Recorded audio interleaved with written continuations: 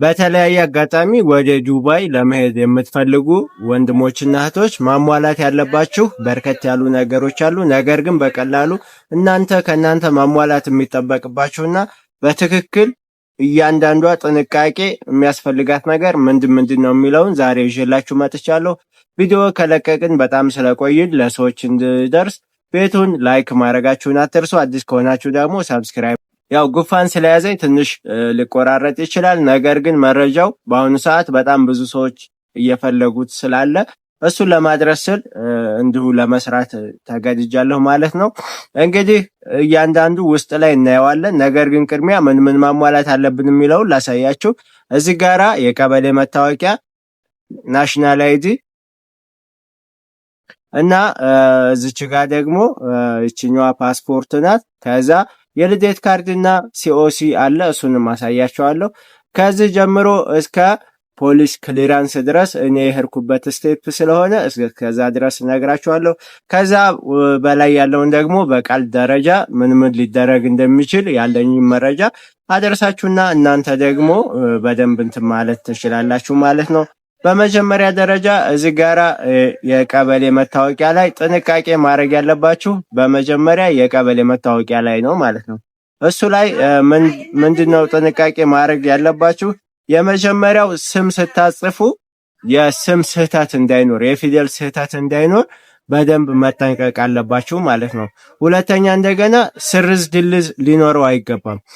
ምክንያቱም የቀበሌ መታወቂያችሁን ይዛችሁ ነው ፓስፖርት ልታወጡ የምትሄዱትና እዛ ላይ ደግሞ ትንሽ መጉላላት እንዳይፈጠር ጥርት ያለ ጽሁፍ እንዲሁም ደግሞ ምንም የፊደል ግድፈት የሌለበት ሊሆን ይገባል። ሁለተኛው እዛው የቀበሌ መታወቂያ ላይ የዓመተ ምህረት እንግዲህ ዓመተ ምህረታችሁን በትክክል አስልታችሁ ማሰራትም ያለባችሁ ቀበሌ ላይ ነው። ምክንያቱም ያቺ መታወቂያ እስከ መጨረሻ ድረስ የምትሄድ ስለሆነች ማለት ነው። ስለዚህ ዓመተ ምህረታችሁ ላይ ምንም አይነት ስህተት ሊኖር አይገባም።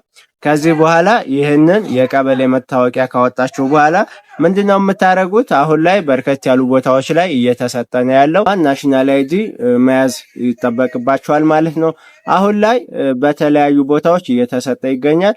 በተለይ የመጀመሪያ አስተማማኝም ወይም ደግሞ ጥሩ ቦታ ቴሌ ጋ ነው። ካልሆነ ደግሞ ባንክ ቤቶች ጋር እየተሰጠ ነው በአሁኑ ሰዓት ማለት ነው። ስለዚህ ይችን ናሽናል አይዲ በመታወቂያችሁ ዓመተ ምህረትና ቁጥር ተመሳሳይ አድርጋችሁ ማውጣት ይገባችኋል። ቅድም እንደነገርኳችሁ ይሄኛው አማራ ክልል ውስጥ ላሉ በአማርኛ ሊጻፍ ስለሚችል የብዙ የፊደል ስህተት ላይፈጠር ይችላል። ነገር ግን ይችኛዋን የናሽናል አይዲዋን ይችን ስትጠቀሙ ምንድነው የሚሆነው? ተደጋጋሚ ለምሳሌ ተደጋጋሚ ፊደል ያለው ካለ አንዱን ብቻ ጽፈው ሊያልፉባችሁ ይችላሉ። ወይ በቃ እዛ ጋራ ስትሰጡ አሻራ ስትሰጡ በጥንቃቄ የሚጻፈው ስማችሁን ዓመተ ምህረት ከመታወቂያችሁ ጋራ ተመሳሳይ መሆኑን በደንብ ማስተያየት ይኖርባል። በቀጣይ ደግሞ ምን ማድረግ አለባችሁ? የልደት ካርዳችሁን በትክክል ልክ እንደ መታወቂያው ኢንተርናሽናል አይዲ ወይም ደግሞ እንደ ሌሎች መንቀሳቀሻ ፈቃዶቻችን በደንብ አሟልተን በደንብ አስተካክለን ስማችን በደንብ መጻፉን የእናታችን ስም በደንብ መጻፉን አስተካክለን እዚህ ጋራ ምን ማድረግ አለብን? መያዝ መቻል አለብን። ከዛ ሁሉ ደግሞ ብዙ ሰው የልደት ካርድ ያሰራና በጣም እየተሳሳተ ያለው እዚህ ጋራ ከኋላ የኋላ ማህተም ማረጋገጫ ማህተም በደንብ ነው ማስመታት ያለባችሁ ማለት ነው። ከዛ ጋር ከሌለው ወረቀታችሁ ዝም ብሎ ተራ ወረቀት ነው የሚሆነው። ዋጋ ከፍላችሁ ብዙ ወረፋ ጠብቃችሁ ምናምን ከደረሳችሁ በኋላ ነገር ግን የማረጋገጫ የጀርባ ማህተም ከሌለው የልደት ካርዳችሁ ከሌሎች ዝም ብሎ ከሚወርቁ ወረቀቶች ምንም ልዩነት ስለማይኖረው እናንተ የልደት ካርድ ካሰራችሁ በኋላ ምን በደንብ አረጋግጣችሁ ሄዳችሁ የጀርባ ማህተም ማስመታታችሁን አታችኋል ማለት ነው። ስለዚህ እነዚህን ጥንቃቄ በደንብ አድርጋችሁ እንትን ማለት ትችላላችሁ ማለት ነው። ሌላውና ዋናው ጉዳይ ደግሞ እንግዲህ ኦንላይን ላይ በአሁኑ ሰዓት በርከት ያሉ ሰዎች የፓስፖርት ቀጠሮ ያስይዛሉ። ራሳችሁን ማስያዝ ትችላላችሁ። እንዴት ማስያዝ እንደምትችሉ ማየት ከፈለጋችሁ ኮሜንት ላይ አስቀምጡልኝ። እኔ እያንዳንዱ ስቴፕ እሰራላችኋለሁ ማለት ነው። አሁን በአሁኑ ሰዓት ቢያንስ ፓስፖርት ቀጠሮ የሚያስይዝ ሰው 1000 ብር በትንሹ አየር ይይዛል ማለት ነው። ፓስፖርት 5000 ነው። ስለዚህ እናንተ ደግሞ 6000 ብር ምናምን ትከፍላላችሁ። ስለዚህ ይህ እንዳይሆን እናንተ በቀላሉ እንዴት አድርጋችሁ የራሳችሁን ፓስፖርት ኦንላይን ማስቀጠር እንደምትችሉ ብዙ ሰው የሚፈልግ ከሆነ እኔ እሰራላችኋለሁ ማለት ነው። እንግዲህ ምንድነው ይችኛዋን ፓስፖርት ስትይዙ ምንድነው የምታደርጉት? ቀጠሮ ካስያዛችሁ በኋላ እዛ ጋር ሄዳችሁ አሁንም ከነዚህ 3 ነገሮች ጋራ ከቀበሌ መታወቂያና ከኢንተርናሽናል አይዲ ጋራ ተመሳሳይ ስምና የእድሜ ወይም ደግሞ የተወለዳችሁበት ዓመተ ምህረት በትክክል ማስሞላት መቻል አለባችሁ ማለት ነው።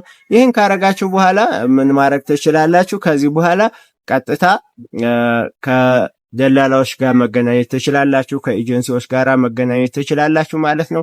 ይህን እያረጋችሁ ጎን በጎን ደግሞ ሲኦሲ መውሰድ ይኖርባችኋል ማለት ነው። የትኛውም ሀገር ብትሄዱ ዱባይም፣ ሳዑዲም ወይም ደግሞ ሌሎች አረብ ሀገራቶች የምትንቀሳቀሱም ቢሆን ሲኦሲ ብትይዙ የተመረጠ ነው ማለት ነው። ስለዚህ እናንተ ሲኦሲ የሚሰጥበት ቦታ ላይ ሄዳችሁ ቢያንስ የተወሰኑ ወራቶች ብትማሩ ነው። ስለዚህ እሱን በትክክል ትምህርቱን ወስዳችሁ የሲኦሲ ወረቀት ብትይዙ በጣም የሚመከር ነው። ለምሳሌ እዚህ ጋራ ይሄኛው ሲኦሲ ያለ ማለት ነው፣ እዚች ጋራ እንደምትመለከቱት። ስለዚህ ምን ልላችሁ ነው፣ እናንተም በቀላሉ ትምህርታችሁን ተምራችሁ ሲኦሲ በደንብ መያዝ ይኖርባችኋል።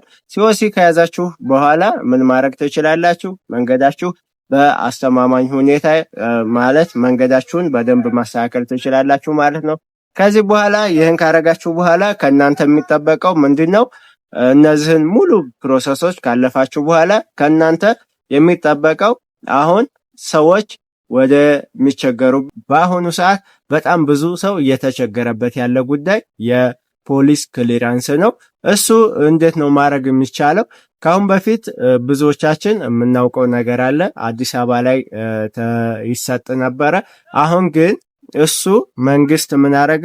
በቀላሉ እያንዳንዱ ሰው በየአካባቢው ሆኖ በወረዳው ወይ ካልሆነ ቀበሌ ላይ አሁን በአሁኑ ሰዓት በየወረዳው ነው እየተሰጠ ያለው። ስለዚህ ወረዳችሁ ላይ የሚሰጥበት የፖሊስ ክሊራንስ ወረቀት አይደለም፣ ወረቀት ቀርቷል።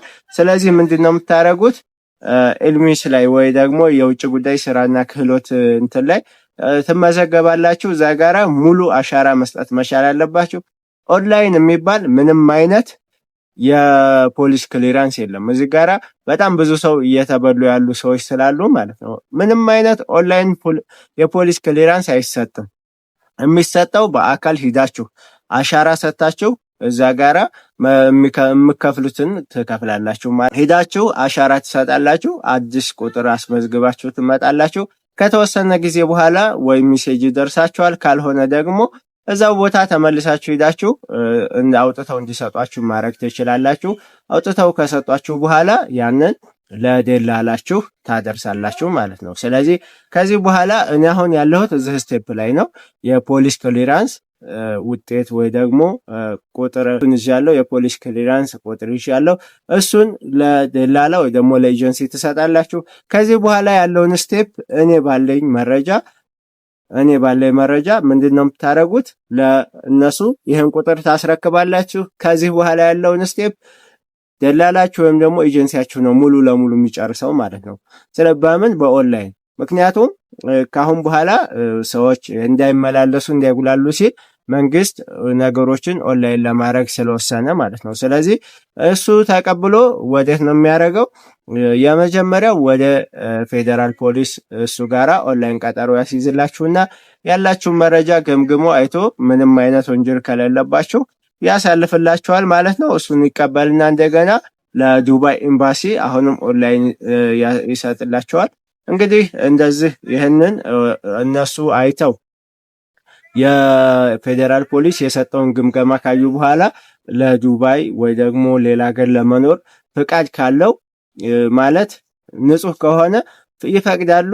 እሱን አውጥታችሁ እንደገና የውጭ ጉዳይ ሚኒስተር ጋር ሄዳችሁ የመጨረሻው ፓርት እዚህ ጋራ ወረቀቱን አውጥታችሁ ይዛችሁ መሄድ ትችላላችሁ ማለት ነው። ስለዚህ እዚህ ጋራ እያንዳንዱ ሰው ሙሉ ፕሮሰሱን እኔ አሁን ያለሁት ነግሬያችኋለሁ። የፖሊስ ክሊራንስ አውጥቻለሁኝ። እሱ ጋራ ወይም ደግሞ የፖሊስ አሻራ ሰጥቻለሁኝ። ከዚህ በኋላ ያለውን ስቴፕ እየሄድኩኝ በሚያጋጥመኝና ምን ማድረግ እንዳለባችሁ እያንዳንዱ ስቴፕ ማሳወቃችሁ ነው የሚሆነው። ስለዚህ እናንተ ደግሞ ቤቱን ሰብስክራይብ እንዲሁም ላይክ ለሰዎች እንዲደርስ ላይክ ማድረጋችሁን አትርሱ። ጥያቄ፣ ሀሳብ፣ አስተያየት ካለ ኮሜንት ላይ ያስቀምጡልኝ። የተሳሳትኩትም ካለ እሱን ማረም ስለምፈልግ አብሶ ይሄ እኔ ከሄድኩት ስቴፕ በላይ ያለውን በቃል ደረጃ ስለሆነ የተነገረኝ እናንተ ደግሞ በአካል ሂዳችሁ እዚህ ይህንን አድርገናል የምትሉ ሰዎች ካላችሁ ለወንድሞችና እህቶች ማሰብና መርዳት ስለሚሆን ኮሜንት ላይ ከዚህ በኋላ እንደምናደርገው የፖሊስ ክሊራንስ ቁጥር ከወሰድን በኋላ ምን ማድረግ አለብን የሚለውን እናንተ ኮሜንት ላይ ያስቀምጡልን። ከዚህ በኋላ ደግሞ እኔ ምን ማድረግ እንዳለብን እያንዳንዱ እንቅስቃሴ ሲሄድ በዚህ የዩቲዩብ ቻናል ማሳውቃችሁ ይሆናል። ስለዚህ ለሰዎች እንዲደርስ ለወንድሞችና ለእህቶች እንዲደርስ ቤቱን ላይክ ማድረጋችሁን